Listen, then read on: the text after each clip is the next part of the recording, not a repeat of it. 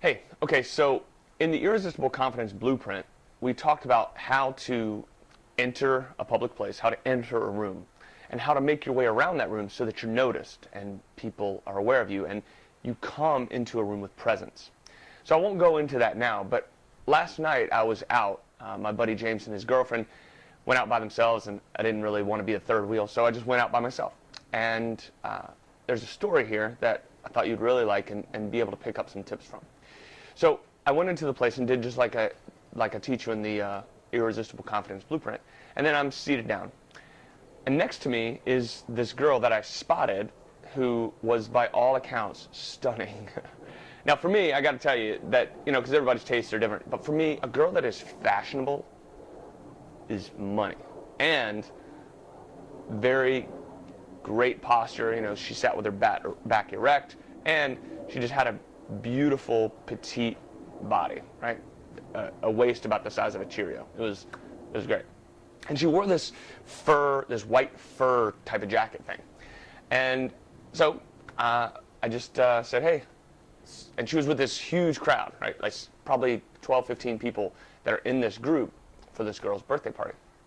So I just kind of started a conversation by saying, this jacket is fantastic. There must be a story. Well, that's not particularly great. There's nothing particularly charming or magnificent about that. But here's what happened. She began to talk to me and averted her attention from her table and began to banter with me about the fact that there was no story, that she is just fantastic, which was great. So we chatted up a bit, etc. Now, here's where the story gets interesting. I was wearing a blue zip-up hoodie. You may have seen it in one of my other YouTube videos. And it's cool. I like it, right? Got it at Urban Outfitters. And she looks at me and she goes, you're not from here, are you? I said, no, why? She's like, because you're wearing a hoodie. So here she is, like, knocking me, right? And I was like, well, what's wrong with that? Well, the place that I'm in is Newport Beach. And I guess nobody walks around Newport Beach. No guys do in a hoodie. At least that's what she told me. Well, here's what was really interesting. There's all sorts of schools of thought of what you could do. And I just kind of rolled with it. And I was like, oh, so you're saying I don't have any fashion sense? And the banter kept going. And it turns out that she's married, so I don't really, I don't go that route. That's not my style. But it was still enjoyable to chat with her and have, like, flirty conversation. Well, here's what happened next. She was getting ready to leave, and she came over, and her whole crowd is leaving. She gave me a hug, and I was like, wait a minute. I'm only going to give you a proper goodbye if you first apologize for insulting my fashion sense. And this was awesome. Here's this girl, by all accounts, bro, is beautiful. Way better looking than me. Like, if you want to use the term out of my league, which I don't believe in that, but I know that's a term that makes sense to a lot of people, she would have been. And here's what she did.